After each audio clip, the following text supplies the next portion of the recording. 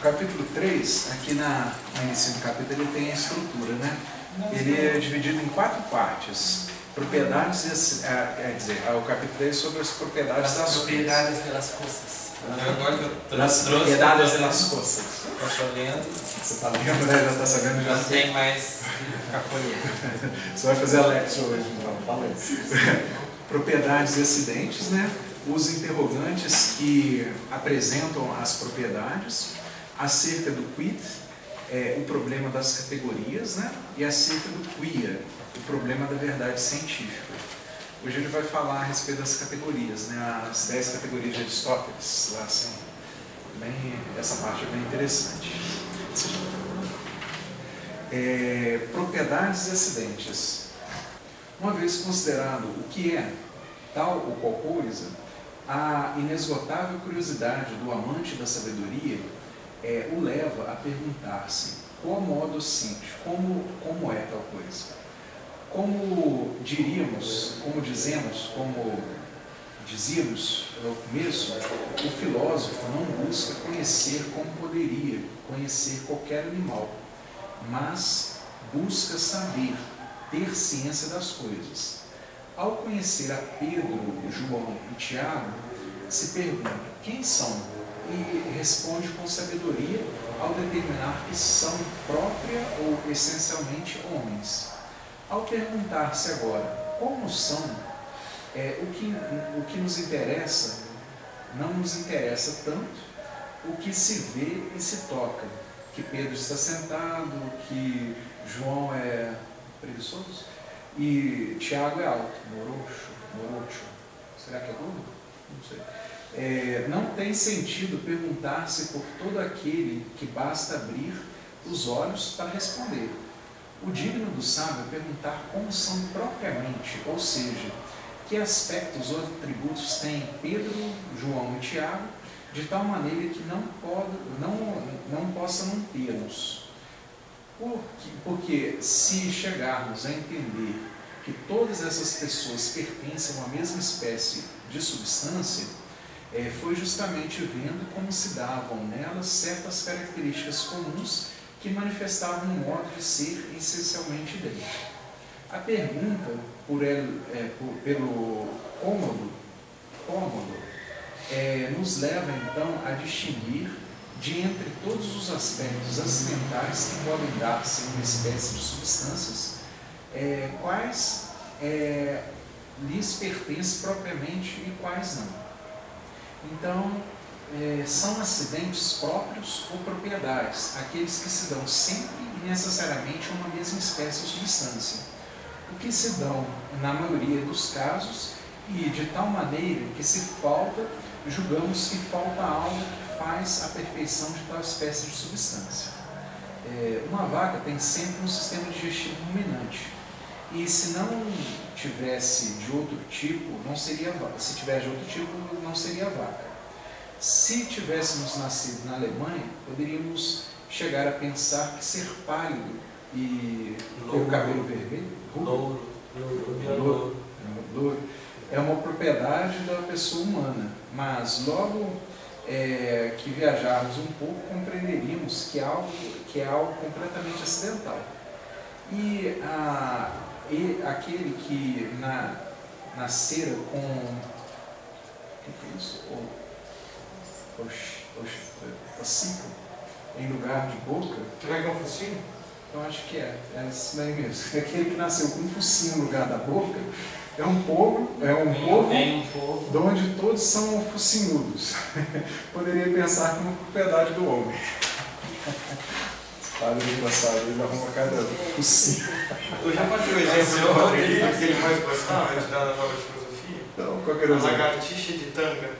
Ele morria de alguém. Mas o que ele dava? Ele falava assim, porque não era uma propriedade. Ele falou, se algum dia alguém viu uma lagartixa andando de tanga, eu sempre falo lagartixa na aula dele de filosofia. Era na sexta-feira, assim, 10 para 9, começava. Ele me falava. Lagartixa é um exemplo também. É focinho mesmo, né? Como assim no espanhol? Já vai. Eu li as obras de São João da Cruz, você não teria casado. Pois é, La Noite Oscura. são simples acidentes os que podem dar-se ou não em uma mesma espécie de substância, e de tal maneira se dão ou não se dão, que sua presença ou ausência não faz a substância mais ou menos perfeita em sua espécie. Aqui continuava, né, a notinha do rodapé. O povo fosse murgo, né? Mas logo de ir-se a atender no hospital da cidade perto, compreenderia que não só não é propriedade, mas também que é próprio ter boca, porque ao homem é próprio falar. Então aqui está a notinha desse daqui, do simples acidente. Então ele falou do acidentes próprios ou propriedades, né, que são acidentes que são relacionados à própria natureza da pessoa, mas continuam sendo acidentes. Ele fala aqui da boca, fala do braço, da perna, por exemplo, assim, se a pessoa perde um braço, não deixa de ser ser humano, mas é próprio do ser humano ter braço, né? O Radaeli que fala isso daí, o Enrico Radaeli. Essa nota aí, muito interessante, que você acabou de ler eu vou. Ser gordo ou fraco não faz o homem mais ou menos homem, salvo que seja tão fraco que lhe falte o estômago, que lhe falhe o estômago, ou que seja tão gordo que lhe falhe o coração. Assim, muitos aspectos que são completamente acidentais passam a ser propriedades se se consideram certos limites. Se encontrássemos, obrigado, Paulo, um elefantinho do tamanho de um gato do tamanho de um elefante, teríamos que perguntar se não é uma nova espécie de animal. Certo? Isso daqui é interessante. Tem um teólogo lá romano. Da libertação? Teólogo romano. Não é o Padre, chama Enrico Radaeli, assim. Aí ele fala uma coisa bem interessante. Ele fala bem nesse sentido aqui, se seria uma propriedade humana, assim, a imortalidade, ou se seria um acidente, né? Ele até pergunta isso daí, naquele livro dele, O Mistério da Sinagoga Vendada, assim, um livro que eu gostaria de ler de morrer, assim, é bem complexo, assim. E O Mistério da Sinagoga Vendada, assim, acho que é mais ou menos isso. Aí ele fala o seguinte, se fosse um mero acidente, então quando morre alguma pessoa assim, normalmente assim, se fosse, a gente nunca fica triste com uma coisa que não é uma propriedade do ser humano. Por exemplo, eu não fico triste porque eu não tenho asas e não saio voando daqui. Seria uma maravilha, né? Assim, ainda mais com o trânsito lá assim de hoje, pegaria e sair voando aqui, chegaria lá em casa, lá uma maravilha, assim. Mas eu não fico triste, eu fico chorando, porque, meu Deus, minhas asinhas, assim, tudo. E agora, quando ocorre a morte, assim, a pessoa chora, a pessoa fica triste. Todos os povos, todos os locais, assim, tem aquele período de luto, aquele período de tristeza. Então, ele argumenta um pouco que Deus, quando criou o homem, aquele homem em estado natural, né, que a filosofia fala muito, nunca existiu. Na verdade, esse homem já foi criado com a graça divina, né, com o estado sobrenatural. E o estado sobrenatural pressupõe a imortalidade. Então, assim, seria uma propriedade do homem, sem ser imortal. Por isso é tamanha tristeza que a morte causa na gente. Né? Uma coisa bem interessante, assim, só para ilustrar esse negócio aqui. Eu estou achando que acontece nos animais. Nos animais. Morre um bicho lá, cerveja vermelha. Eu já vi até tentar falar assim, olha como é que o macaquinho cuida do morto, carrega, mas assim, às vezes até carrega, mas é porque não está sabendo que está morto, né? Tinha um conhecido meu que criava canário, aí lá pelas tantas um canário brigava com o outro, um matava o outro lá dentro da gaiola. Aí assim, o canarinho pegava e empoleirava assim no cadáver do outro canário lá e ficava comendo a comida lá assim, normalmente. Como se nada tivesse acontecido. Como se tivesse um ser da própria espécie, assim, por baixo das patinhas dele lá, assim.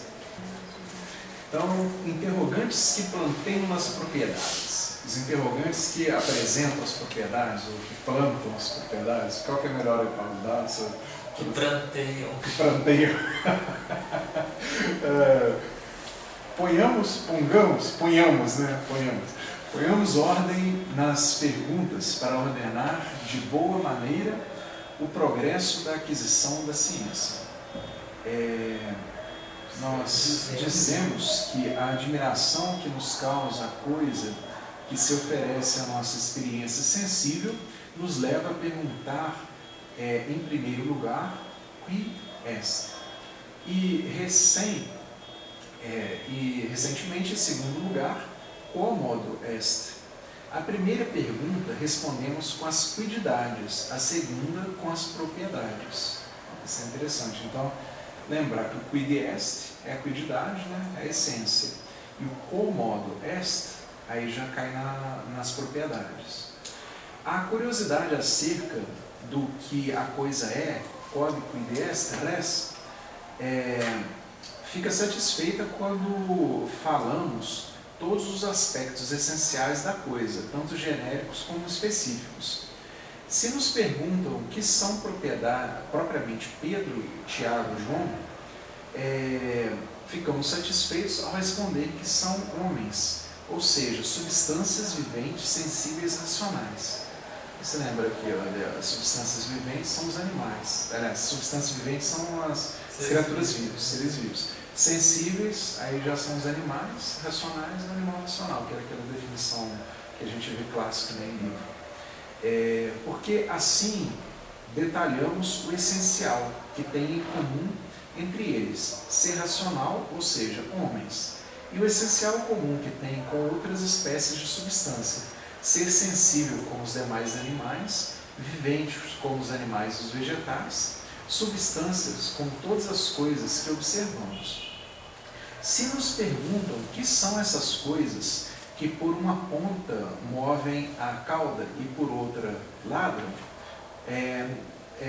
nós ficamos demasiado satisfeitos ao responder que são cachorros, ou seja, substâncias viventes, sensíveis, mamíferos, caninos, porque nos damos conta que há muitas semelhanças essenciais genéricas com outros animais, que não determinamos.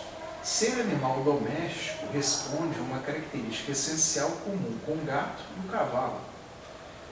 Que rasgo essencial comum tem com o lobo e com outras espécies semelhantes?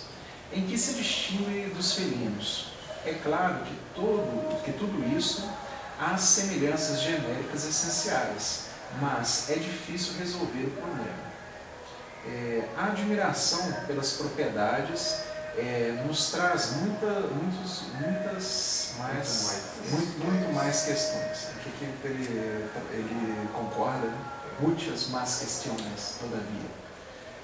Podemos distinguir 3 tipos de pergunta acerca delas, que os escolásticos conservavam em sua memória,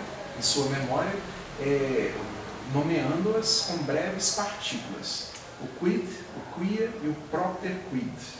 Então, o quid.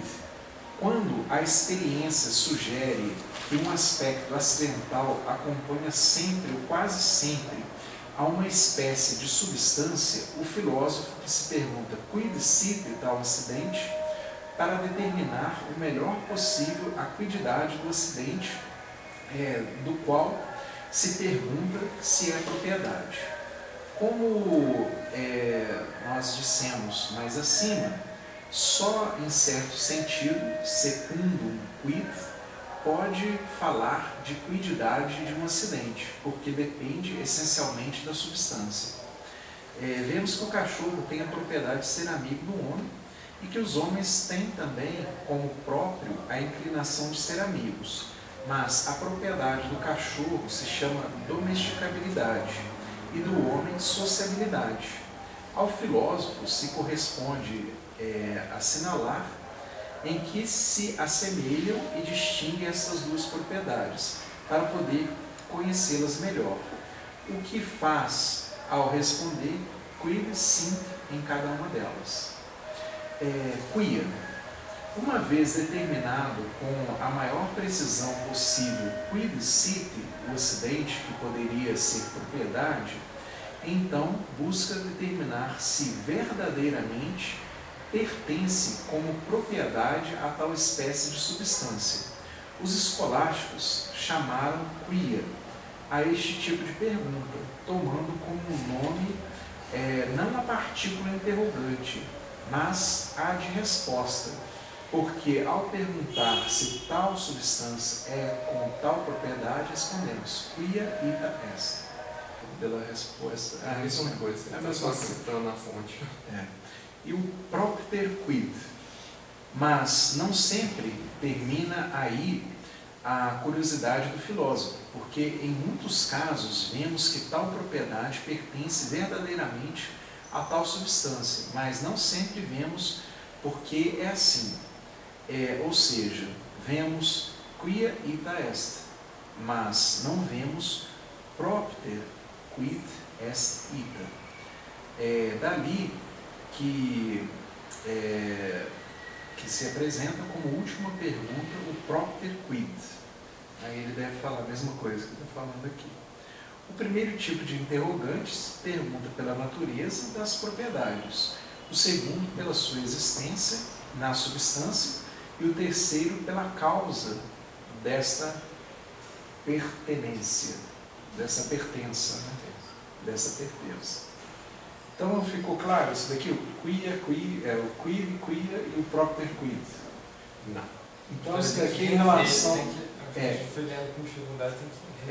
Então isso daqui em relação às propriedades, assim, então é em relação aos aspectos acidentais, né? Então o primeiro quid é o que seria esses aspectos acidentais, que seriam essas propriedades.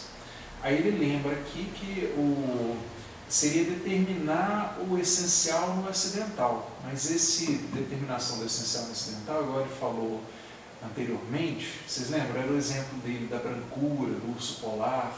Se a brancura estava no urso polar, você poderia considerar a brancura em si. Então, a gente pode considerar a brancura em si, mas um ser abstrato. Assim, se eu for considerar o ser concreto, né, aí você tem que considerar que o urso polar é branco, né, não a brancura em si.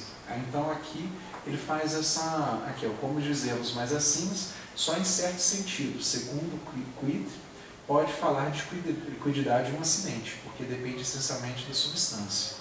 Porque assim, não existe a brancura, existe a brancura no ser, né? Na essência do urso polar, na essência da parede, na essência da batina do Papa. E o quia, em relação seria a resposta, né? Vocês lembram aquelas duas partículas latinas, né? Para a pergunta, cur, e para a resposta, quia, né? Cur homo Deus, por que Deus fez homem? Quia voluntatis patrem, causa da vontade do Pai, mas aqui já seria quia propter voluntatem patrem, seria melhor assim. Mas essa resposta é a resposta à pergunta, ao interrogante, né? Então isso aí ele fala que é relacionado à existência da coisa, né? E o propter quid, por causa de qual coisa, né? Em relação à causa, né? Por que razão? São essas três perguntas, é só para definir realmente as propriedades, assim. Depois ele vai falar um pouquinho das categorias, das propriedades, aí eu acho que daqui a pouco fica um pouquinho mais claro também, porque às vezes os conceitos no início, quando ele dá assim, fica um pouquinho enverrado, assim, e aí depois vai aclarando um pouco mais. É uma manhã assim que começa com a garoa, começa com o sereno, assim, e depois vai batendo o sol, assim, e vai abrindo o tempo. Acerca do quid, o problema das categorias. Se é difícil falar as semelhanças específicas e genéricas das substâncias entre si, muito mais difícil, no entanto, é fazê-lo com os aspectos acidentais, que são tão variados e depende, ademais, das substâncias em que se dão. Já o mesmo nome de acidente com os que chamamos indica a diferença de substância, algo confuso, porque substância significa a primeira semelhança essencial que tem as coisas, pelo que é a primeira quididade, mas acidente se deixou para designar os demais aspectos acidentais, sem pretender assinalar nenhuma semelhança essencial entre eles, e por isso não designa nenhuma quididade. Acidente é justamente tudo que não é essencial e que não é quiditativo. Pode falar entre os acidentes semelhanças gerais que, ao considerá-los em abstrato a modo de substâncias, se mostram com aspectos essenciais, ou seja, a maneira de quididades? Certamente sim.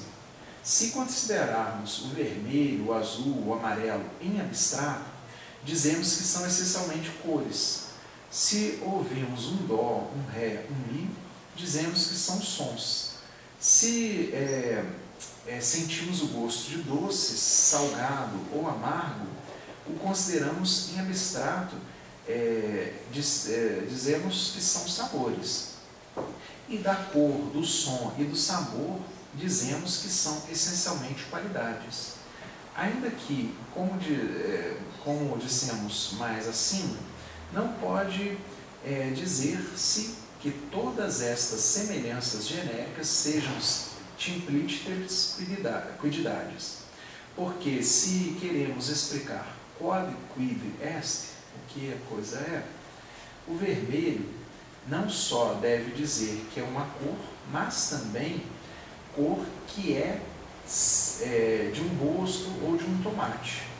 E do mi não só devemos saber que é um som, mas também que é o som do violão ou de um piano, pois tanto a cor como o som são essencialmente cor e som de algo, de alguma substância. Isso daí ficou bem claro, né? Explicou muito bem.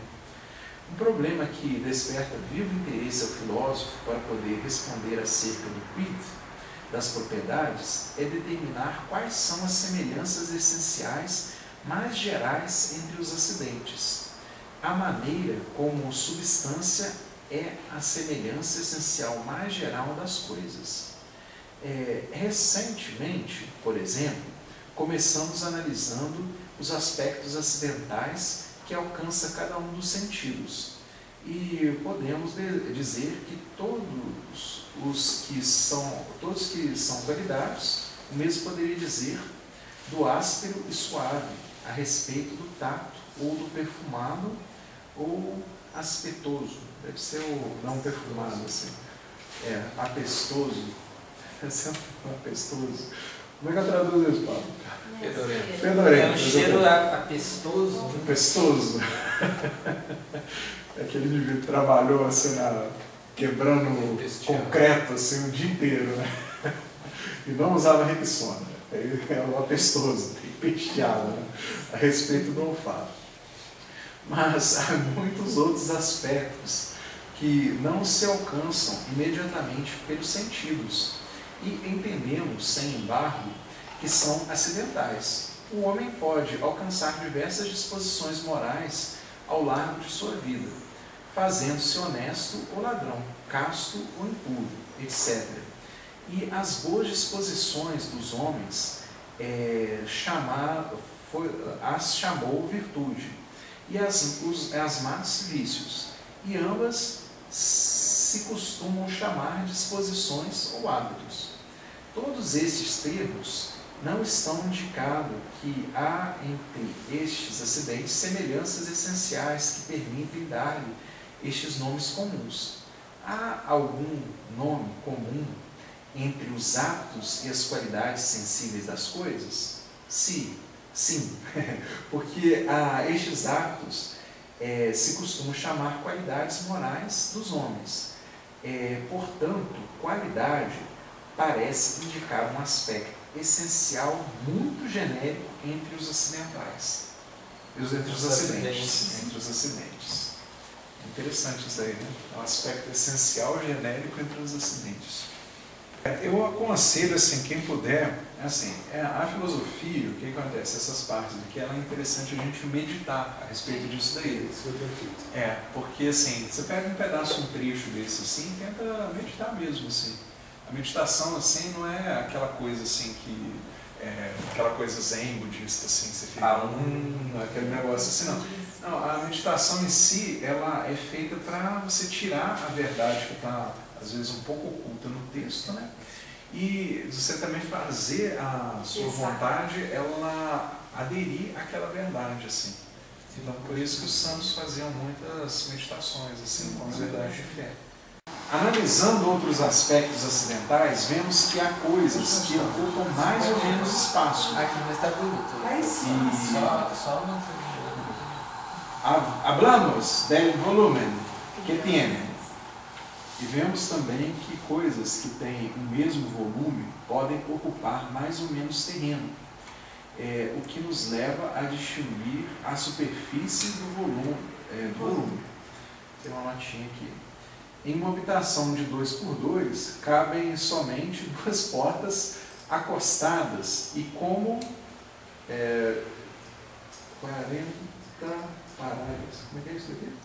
40 enfileiradas? 40 enfileiradas, deve ser. É o que ele está falando, né? Isso. E algo semelhante nos faz distinguir a longitude, o comprimento da superfície e o volume. Mas, de todos esses aspectos, dizíamos que são magnitudes ou dimensões. Segundo a Real Academia, magnitude significa tamanho de um corpo e dimensão comprimento, extensão, volume de uma linha, uma superfície ou um corpo, respectivamente. Outro aspecto acidental semelhante à magnitude é a multitude. Como é que é? Multitude? Deve ser multitude. Das coisas. Pois a árvore pode ter 10 ou 100 maçãs. E chamamos e falamos que tanto a magnitude como a multitude se as denomina quantidade, em razão da semelhança essencial que ambas possuem. Agora bem, há entre a qualidade e a quantidade consideradas em abstrato algum aspecto essencial comum que possa ser considerado a maneira de quantidade mais geral? Há muitas palavras que podem dizer-se de ambas. Se dizem aspectos, modos, acidentes. Mas, se se considera bem, estas palavras não indicam o que são em si mesma a qualidade e a quantidade considerada em abstrato, mas o que são a respeito da substância. Os aspectos se distinguem como diversos ângulos, baixo os quais se vê uma mesma coisa. Os modos se entendem a respeito àquilo que modifica. E o mesmo há que dizer que a palavra acidente, que é o que necessita de algo, carece de algo, né? Isto ocorre porque o único que tem em comum a qualidade e a quantidade é o ser na substância, ou seja, não tem nenhuma semelhança essencial naquilo que são, quod quid sunt, mas naquilo em que são, id in quo sunt. Portanto, podemos pensar que quantidade e qualidade são dois dos aspectos essenciais, maxime, gerais dos acidentes. Gerais dos acidentes. A maneira como a substância para as coisas. Isso é interessante. Ele retoma aquele pensamento dele, né, a respeito da essência no acidente, né? E aqui ele faz uma comparação que a quantidade e a qualidade são as coisas mais gerais, assim, né, dos acidentes, como é a substância para as coisas, né? Tudo que existe tem a substância ela é o aspecto mais geral, assim, porque todas as coisas, todos os entes são dotados de substância. E aqui, para as propriedades, isso daqui, os acidentes seriam a quantidade e a qualidade, né? Que seriam, assim, mais ou menos no mesmo nível, né, de generalidade. Se é certo o que acabamos de dizer, devemos estimar como um tesouro o que falamos, pois nos permite começar a entender ordenadamente o que são muitas propriedades das coisas. Sem embargo, é fácil dar-se conta que não todas as propriedades são qualidade ou quantidade, que é a sociabilidade própria do homem. Certamente não é uma quantidade. Poderia ser uma qualidade? Não parece corresponder ao que se entende por qualidade, porque a sociabilidade não é algo que disponha o homem em si mesmo, como a cor ou vício, mas que se entende como disposição do homem a respeito dos demais homens. Que outras semelhanças maximamente gerais podem distinguir entre os aspectos acidentais das coisas? Se poderia chegar a determinar um certo número de gêneros, de modo tal que se poderia dizer que qualquer acidente que se considera sempre estivesse incluído em algo destes gêneros, algum desses gêneros. Esse é o problema, esse é o problema das categorias, o modo de ser das coisas. Como pode ver-se, a tarefa de distinguir estas semelhanças genéricas é extremamente difícil, pois exige uma sutileza de análise extraordinária. Mas, dada a importância desta obra, já desde muito antigos filósofos se entregaram a este trabalho. Os pitagóricos, por exemplo, observaram que a diversidade das coisas esconde sempre oposições, pois quando uma coisa é algo, não é o contrário.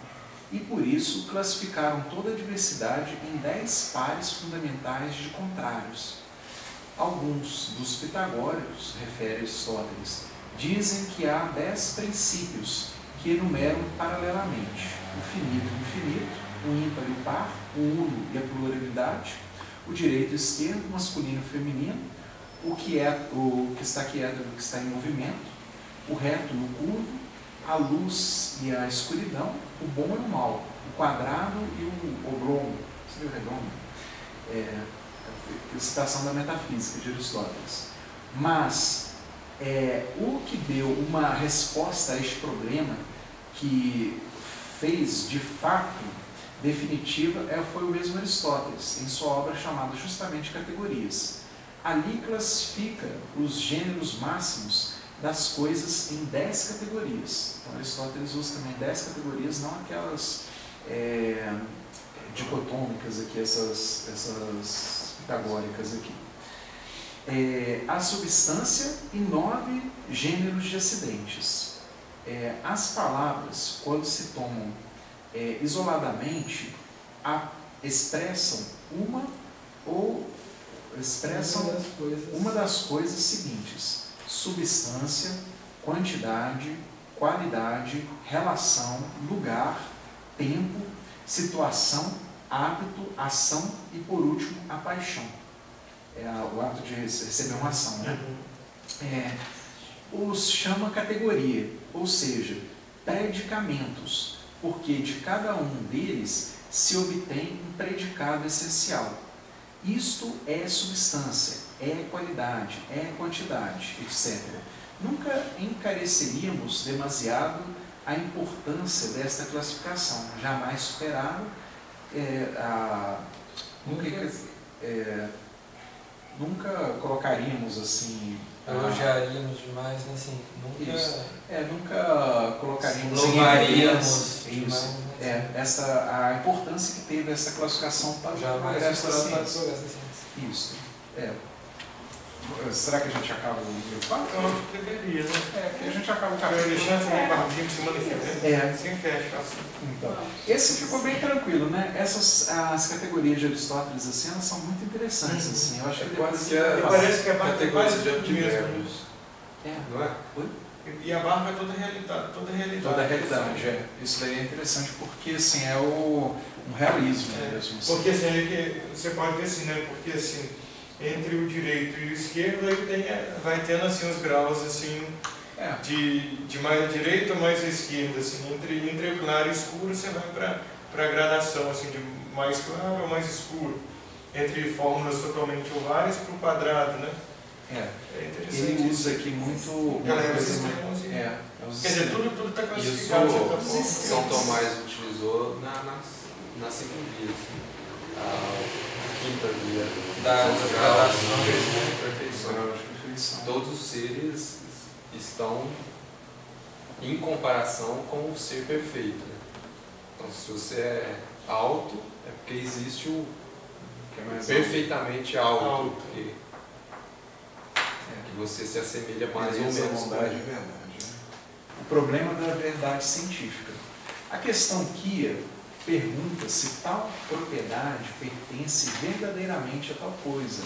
Por exemplo, se é verdade que o homem é sociável, ou se é verdade que o cachorro é doméstico. Aí aqui está a citação dos analíticos posteriores. Mas, para que essa pergunta mereça ser distinguida, especialmente pelo filósofo, com um nome próprio, não deve perguntar pela verdade de qualquer afirmação, mas pela verdade de uma proposição propriamente científica. Uma questão não é científica se está colocada e se resolve pelas simples evidências sensíveis das coisas, sem penetrar no essencial. É tarefa própria da inteligência. Não é uma questão científica perguntar-se se hoje chove, para cuja solução bastaria sair fora. Ele é ótimo, né, nesses exemplos. Uma brincadeira, não. Outra coisa seria perguntar-se se os dias como hoje, se chove nos dias como hoje. Se chove nos dias como hoje. Aqui já se pergunta por uma classe de dias que tem certas características comuns, que lhes são essencial para ser consideradas tais. Características que devem ser descobertas pela inteligência a partir de uma suficiente experiência sensível. Isso não é outra coisa que chamar quid sinte tais dias, ou seja, determinar sua quididade. Agora, a questão se é digna do sábio, porque pergunta se chover é uma propriedade que sempre acompanha aos dias que tem tal essência ou quididade. Para responder, não basta sair da casa, a lacaria, a rua, né?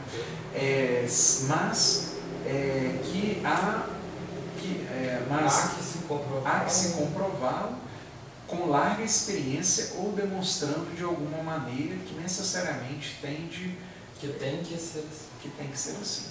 Exatamente. Minha notinha matona de rodapé. Por que dizemos que a questão quia pergunta pela propriedade e não também pela quididade? Parece que poderíamos perguntar se é verdade que o cachorro é mamífero e responder quia ita est. Resposta. Evidentemente, é uma pergunta que nós podemos fazer, mas não é uma questão. Quia, em sentido estrito, porque para perguntarmos ordenadamente acerca da verdade da atribuição, deveríamos conhecer previamente quid sinte o sujeito e o predicado. E quando se pergunta por algum aspecto quantitativo do sujeito, evidentemente se conhece estritamente o que é. A pergunta deveria fazer-se de outro modo. Se existe um mamífero denominado cachorro? Este gênero de pergunta pertence à questão ancite, se existe, né? Em que se pergunta pela existência mesma da coisa, e não a quia, que se pergunta pela existência de um aspecto ou propriedade da coisa. A questão ancite é anterior à quia, quid site.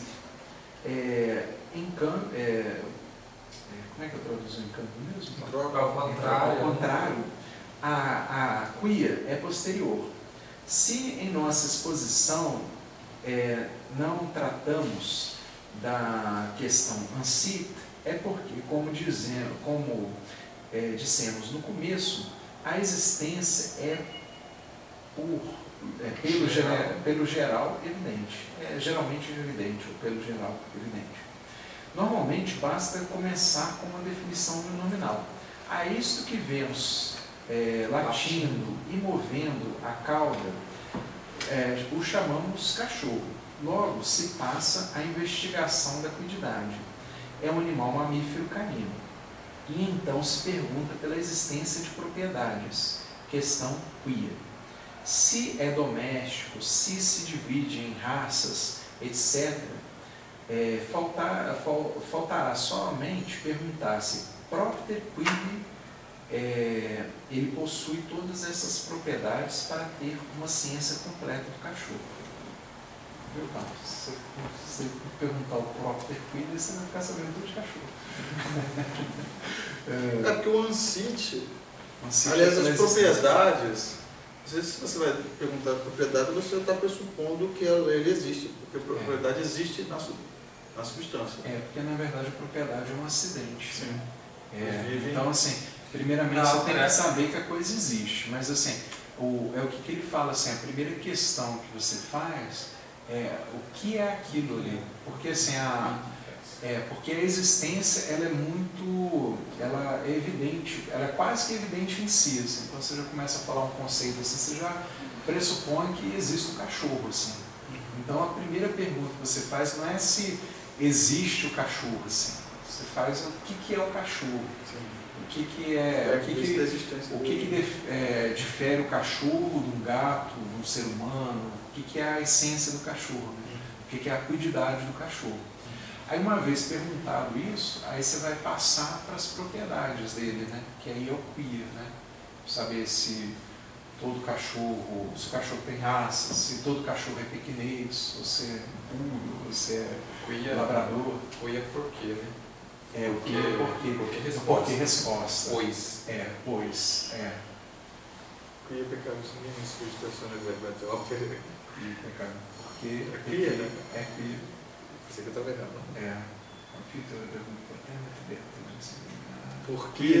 Porque eu pequei muitas vezes pensamentos, palavras e obras. Minha culpa, minha culpa. É o quia lá. Então, o que é que você está pedindo? Perdão. Por quê? Por causa dessas propriedades aí. Porque é um pecador e está pedindo misericórdia. Então, vamos lá. O problema da verdade científica pede, então, distinguir dois tipos de verdades: verdades contingentes e verdades necessárias. São verdades contingentes aquelas que, ainda que de fato são assim, poderiam haver sido de outro modo. Por exemplo, hoje chove. Se de fato chove, uma verdade contingente, pois poderia não chover. E são verdades necessárias aquelas que não poderia ser de outro modo. Os dias como hoje chove. É uma verdade necessária, pois sempre em um dia que é tal, chove. Eu vou ler depois a notinha, mas vou continuar aqui só para a gente não perder o raciocínio. Já estamos também em condições de entender que as verdades necessárias são de diferentes tipos. Pelo menos conhecemos duas: as relativas e as cuididades. As relativas às cuididades e as relativas às propriedades. O homem é necessário e essencialmente animal racional. O urso polar é necessário, mas acidentalmente branco. É um urso polar que se respeite não pode ser branco. Não pode não ser branco, pois cairia no ridículo, sendo marrom e meio anel. Como é que é? Vemos entonces que pueden decir-se muitas coisas verdadeiras, mas não todas são verdades próprias da ciência. Ademais, a verdade de uma proposição científica pode estabelecer-se de muitas maneiras, já seja por experiência, já por demonstração, pela autoridade de outros. E em muitos graus, já seja como provável ou como certa. É ofício da lógica estudar as condições essenciais de todas essas coisas do pensamento. E parece conveniente, antes de seguir adiante, considerando acerca do propter quid, fazer uma segunda reflexão lógica sobre o que implica a questão quid. Vamos ver a notinha de rodapé para eu ler? A respeito das verdades contingentes, né? Então, ele falou das duas verdades ali, das duas características da verdade científica, né? Que elas podem ser contingentes ou podem ser necessárias. Ele deu o exemplo por exemplo, está chovendo hoje, você chega ali e comprova que hoje o dia está chuvoso. Isso é uma verdade contingente porque, assim, poderia estar um dia de sol, poderia dar um dia nublado, poderia estar um dia chuvoso. Agora, aquela outra indução científica que ele faz, por exemplo, no mês tal, no período tal, tem um alto índice pluviométrico. Isso, obrigado. Pluviométrico. Então, assim, naquele período tem uma grande chance de chover. E se choveu, então assim seria uma verdade necessária, digamos assim. Mas também seria uma verdade acidental, né? Contingere é o verbo composto de cum tangere, tocar. Uma tradução literal muito moderna seria contactar, verbo que até não faz muito tempo a Real Academia não aceitava. Isso. Mas no português a gente tem o contactar, né? Significa então tocar, ter um contato, estar em contato. O contato físico passa a significar qualquer tipo de relação, de amizade, de interesse, etc. A ideia do contato supõe sempre uma relação que advém entre coisas distintas, que não é sempre. Tem um significado muito próximo a atibere, que é o acidente. Então, acho que concluímos o terceiro capítulo. Nós estamos progredindo, hein? Daqui a pouco nós vamos chegar no final do... Aqui eu acho que tem mais um ou dois capítulos só para acabar essa parte da introdução. É o capítulo 4 e o capítulo 5, me parece. Aí acaba... aí ó, mais dois. Eu acho que mais 2 aulas a gente acaba a introdução. Aí a gente entra na introdução da lógica. A introdução, assim, às vezes também não tinha complicado, às vezes parece que é um pouco complexo. Mas não, acho que ele faz isso mesmo para ver se todo mundo tem condições assim, mentais de prosseguir. Porque vai que tem uma pessoa que para ela não morar uma rua assim, no Rio de Janeiro é uma coisa normal, né? Aí ela vai começar. Com certeza.